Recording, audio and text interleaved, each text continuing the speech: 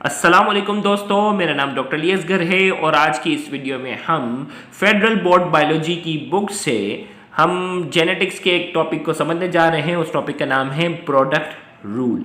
तो जेनेटिक्स की जिनकी बेसिक जो है वो अच्छी है, जिन्होंने जेनेटिक्स के बेसिक रूल्स जो है वो लॉज वगैरह सारे पढ़ लिए हैं, तो उनको प्रोडक्ट रूल जो है वो आसानी समझ में आएगा। तो आज के इस टॉपिक को शुरू करने से पहले एज यूजुअल आपसे रिक्वेस्ट करेंगे कि अगर आपने अब तक हमारे इस चैनल को सब्सक्राइब नहीं किया, जो कि सिंध बोर्ड टीचिंग के नाम से है, तो काइंडली आज ही आप हमारे इस चैनल को सब्सक्राइब करें और साथ ही साथ बेल आइकन को लाजमी क्लिक करें ताकि हमारी अपलोड करता तमाम इंपॉर्टेंट वीडियोस की नोटिफिकेशन भी आपको रिसीव हो सके। तो प्रोडक्ट रूल को समझने से पहले हमें थोड़ी सी बेसिक बनानी होगी। तो पहले हम कुछ बुनियादी बातें डिस्कस करेंगे और फिर प्रोडक्ट रूल जो है वो इंशाल्लाह आपको आसानी से समझ में आएगा। सबसे पहले हम बात करते हैं inheritance and mathematical probabilities. Probabilities क्या है, पहले हम उसकी डेफिनेशन को समझते हैं। The chance to occur an event is called probability. Probability का मतलब है कि कोई भी इवेंट जो है उसके होने के कितने चांसेस हैं, उसके लिए हम वर्ड यूज करते हैं प्रोबेबिलिटी। क्या कहते हैं? प्रोबेबिलिटी का वर्ड यूज करते हैं। The probability P that an event will occur is the number of favorable cases divided by the total number of possible cases। अब प्रोबेबिलिटी कैसे निकाली जाती है? जैसे मिसाल के तौर पर अगर मैं यहाँ एक सिंपल एग्जांपल दूं कि हमारे पास जैसे मेंडल्स लॉ ऑफ सेग्रीगेशन में आपने पढ़ा था ना, येलो सीडेड पी प्लांट है और ग्रीन सीडेड पी प्लांट है। अब इन दोनों की अगर मैं क्रॉसिंग करवाता हूं ना, येलो जो है वो डोमिनेट है ग्रीन के ऊपर। तो प्रोबेबिलिटी की अगर बात करते हैं तो F1 जनरेशन के अंदर तमाम के तमाम क्या आते हैं? F1 जनरेशन के अंदर तमाम के तमाम जो है वो येलो सीडेड प्लांट आते हैं। तो यानी प्रोबेबिलिटी क्या थी? 100% प्रोबेबिलिटी थी कि अगर हम होमोजाइगस येलो सीडेड प्लांट की अगर हम फर्टिलाइजेशन, इसकी क्रॉसिंग जो है वो होमोजाइगस ग्रीन सीडेड प्लांट की अगर हम करवाते हैं तो प्रोबेबिलिटी है कि F1 जनरेशन के अंदर तमाम के तमाम क्या आते हैं? येलो आते हैं। इसी तरीके से अगर हम इनकी आपस में क्रॉसिंग करवा देते हैं, अगर हम क्या करते हैं इनकी सेल्फ क्रॉस अगर करवाते हैं तो प्रोबेबिलिटी हमारे पास क्या होती है? इनकी जब हम क्रॉसिंग करवा रहे हैं, देखें ये वही एग्जांपल लिखिए जो मेंडल्स लॉ ऑफ सेग्रीगेशन में आपको पहले समझाई गई है, इसलिए मैं आगे की बातें करूंगा। तो इनकी जब हम क्रॉसिंग करवाते हैं तो 3 जो है वो येलो सीडेड प्लांट आते हैं और 1 जो है वो ग्रीन सीडेड। तो प्रोबेबिलिटी क्या है? प्रोबेबिलिटी ये है कि 3 जो है वो 3, 4 यानी 4 में से 3 जो है वो येलो सीडेड प्लांट है और 1 जो है वो क्या है? ग्रीन सीडेड प्लांट है। यही पढ़ा था मेंडल्स लॉ ऑफ सेग्रीगेशन में। तो प्रोबेबिलिटी का मतलब है the chance to occur an event is called probability. भाई कोई भी इवेंट अकर होने के कितने चांसेस है उसे प्रोबेबिलिटी कहते हैं। The probability P that an event will occur is the number of favourable cases. Favourable cases जिसकी हम बात कर रहे हैं ना कि येलो कितने होंगे, तो उसके लिए हमने जो है वो A से रिप्रेजेंट किया, divided by the total number of possible cases. Total कितने केसेस थे? जैसे F2 जनरेशन में से 4 में से 3 जो थे वो येलो थे, तो 3 जो येलो थे उसको A से रिप्रेजेंट किया, जबकि टोटल केसेस जो थे उनकी तादाद कितनी थी? 4 थी। टोटल केसेस की तादाद कितनी थी? 4 थे। तो यहां हमने कहा favourable cases divided by total number of cases, यानी इसका फॉर्मूला बन जाता है A/N। N शो कर रहा है total number of cases, A show कर रहा है फेवरेबल केसेस और P शो कर रहा है प्रोबेबिलिटी का। फॉर एग्जाम्पल यहाँ एग्जाम्पल दी गई है, when we toss a coin को जब हम टॉस करते हैं, the probability of onset of head और टेल। जब हम कॉइन को टॉस करते हैं तो या तो हेड आएगा या टेल आएगा। तो हमने कहा A आउट ऑफ 2 पॉसिबिलिटीज, तो प्रोबेबिलिटी क्या होगी भाई? या तो हेड आएगा या टेल आएगा। तो प्रोबेबिलिटी क्या होगी? तो इसमें हमारे पास फेवरेबल केसेस जो है, टोटल केसेस 2 है ना, हेड और टेल। जबकि अगर हम हेड की बात करें तो हेड क्या होगा? 1। तो हेड के आने के चांसेस कितने हैं? 1/2, 50-50 चांस। और टेल के भी आने के चांसेस कितने हैं? 50-50। अब हम थोड़ा सा इस बैकग्राउंड को लेते हुए थोड़ा सा आगे हम बात करते हैं। मेंडल्स जो था ना, had a firm background of mathematics। Mathematics का उसका अच्छा बैकग्राउंड था। He understood that the segregation of allele pair during gamete formation on the reforming of pair at fertilization obey the rules of probability। उनके जो mathematical background था वो काफ़ी अच्छा था और वो जानते थे सेग्रीगेशन के लॉज ऑफ सेग्रीगेशन के दौरान जो एलील के जो पेयर होते हैं गैमेट फॉर्मेशन के दौरान जो है वो अलग हो जाते हैं और एंड रीफॉर्मिंग ऑफ पेयर, और पेयर जो रीफॉर्म होते हैं एट फर्टिलाइजेशन, फर्टिलाइजेशन के दौरान पेयर दोबारा बनता है ना, गैमेट्स के दौरान पेयर अलग हो जाता है, ये मेंडल्स लॉ ऑफ सेग्रीगेशन में पढ़ा था, और फर्टिलाइजेशन के दौरान ये जीन का पेयर क्या हो जाता है, दोबारा बन जाता है, obey the rule of probability, और उस पर उन्होंने कहा कि वो प्रोबेबिलिटी के रूल को क्या करते हैं, फॉलो करते हैं।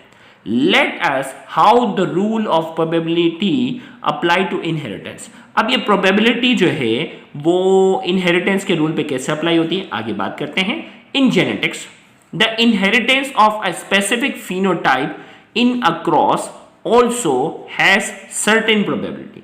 जेनेटिक्स के अंदर क्या है, एक मखसूस फिनोटाइप जो है ना, जैसे मैंने कहा था ना, येलो सीडेड प्लांट और ग्रीन सीडेड प्लांट की जब हम क्रॉसिंग करवाते हैं तो F1 जनरेशन के अंदर कितनी प्रोबेबिलिटी होगी, F2 जनरेशन के अंदर कौन से कलर की क्या प्रोबेबिलिटी होगी, ये बात है ना।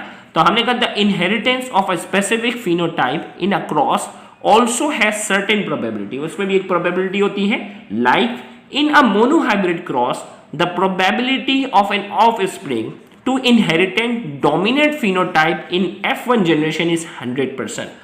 भाई देखें, मोनोहाइब्रिड क्रॉस में क्या होता है, एक कैरेक्टर का जो फर्क है ना, उसके अंदर F1 जनरेशन के अंदर जो है, देखें ये डोमिनेट है, ये रिसेसिव है। मोनोहाइब्रिड क्रॉस के अंदर F1 जनरेशन के अंदर जो डोमिनेट कैरेक्टर होता है उसकी प्रोबेबिलिटी कितनी होती है, 100%, और रिसेसिव कैरेक्टर होता है उसकी प्रोबेबिलिटी कितनी होती है, उसकी रिसेसिव की प्रोबेबिलिटी होती है 0।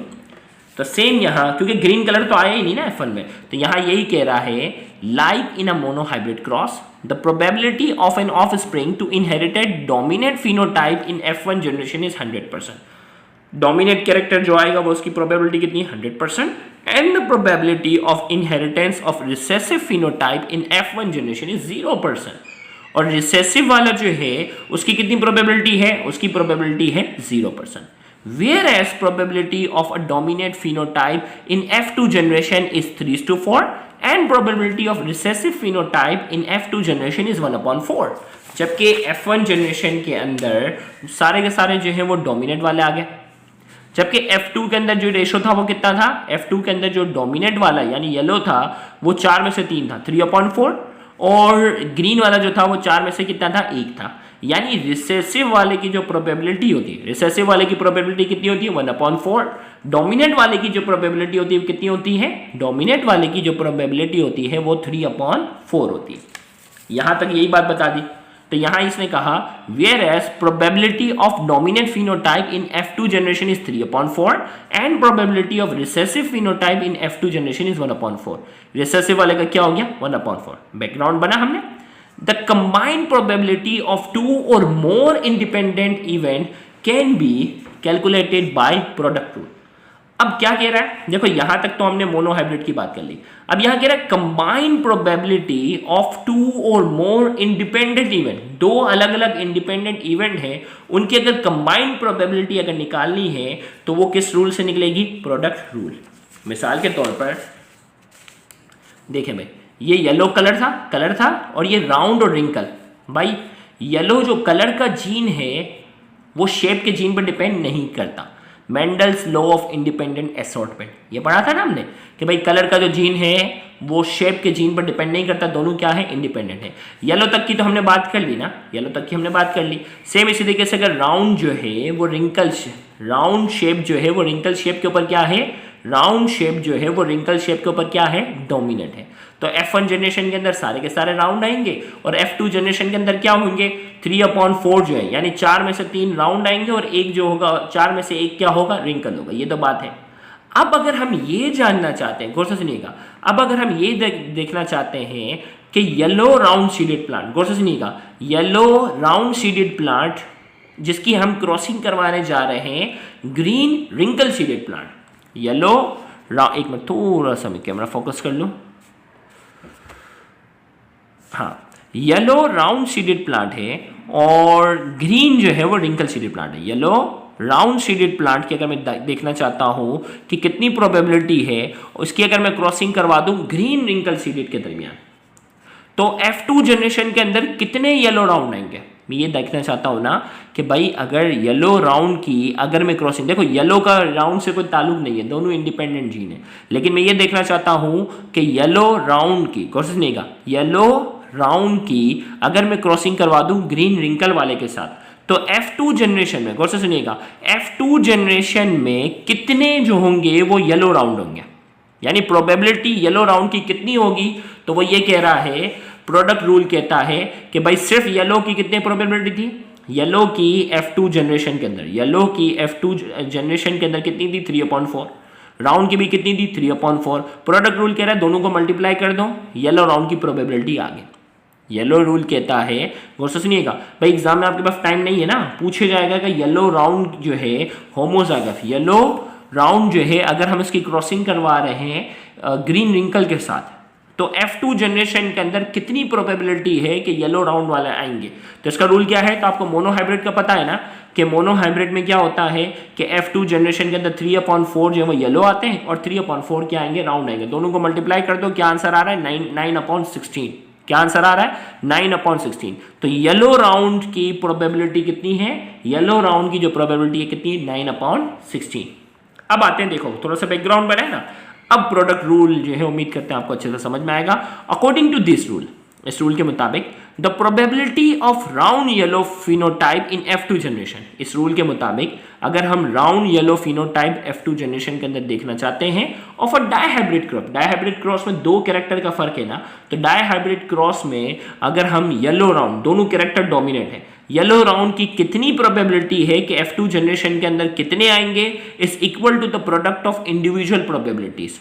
ये किसके बराबर होंगे, ये बराबर होंगे is equal to the product of individual probabilities, individual probabilities के प्रोडक्ट के मल्टीप्लाई के बराबर है। इंडिविजुअल प्रोबेबिलिटीज येलो की कितनी होती है 3/4, राउंड की कितनी होती है, राउंड की कितनी है 3/4। अब जो है वो कितने, गौर से सुनिएगा, अब जो है वो कितने जो है वो येलो राउंड कितने होंगे, गौर से सुनिएगा, येलो राउंड जो है वो कितने होंगे, तो आपने क्या किया, येलो राउंड को, गौर से सुनिएगा, येलो और राउंड वाले को मल्टीप्लाई कर दिया तो कितना आंसर आ गया 9/16।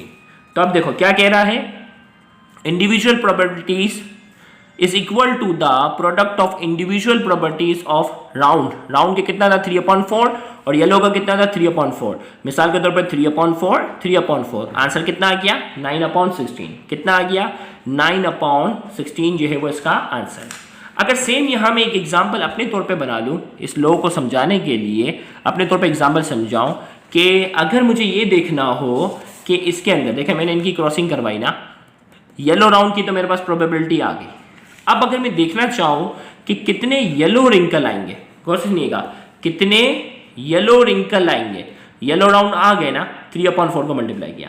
अब अगर येलो रिंकल अगर मुझे मालूम करना हो तो मुझे क्या करना होगा, 3/4 को मैं किससे मल्टीप्लाई कर दूंगा, 3/4 को मैं से, देखो अगर येलो रिंकल अगर मुझे देखने हैं तो मैं 3/4 को रिंकल वाले से मल्टीप्लाई कर दूंगा, कितना आंसर आएगा 3 × 1, ये हो गया 3/16, ये येलो रिंकल की आ गई।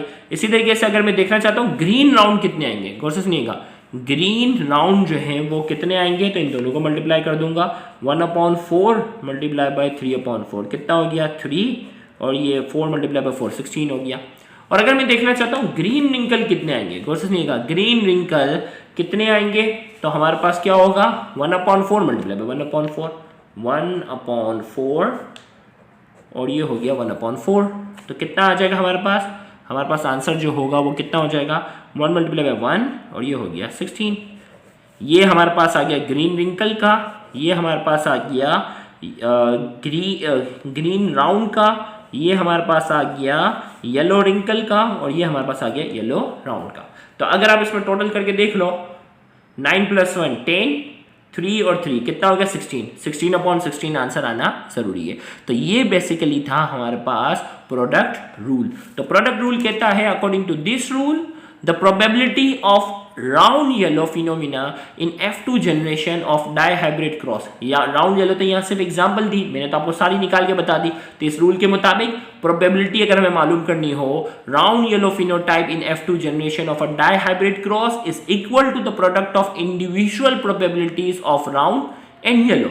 राउंड और येलो इंडिविजुअल प्रोबेबिलिटीज को आप मल्टीप्लाई कर दो तो आपको डाई हाइब्रिड क्रॉस जो है उसका आंसर आपको मिल जाएगा। This is product rule. ये क्या है? प्रोडक्ट रूल हमारे पास था जो हमने आज की इस वीडियो में हमने डिस्कस किया। उम्मीद करते हैं कि आज के इस लेक्चर से जो है वो आपको फायदा हुआ होगा।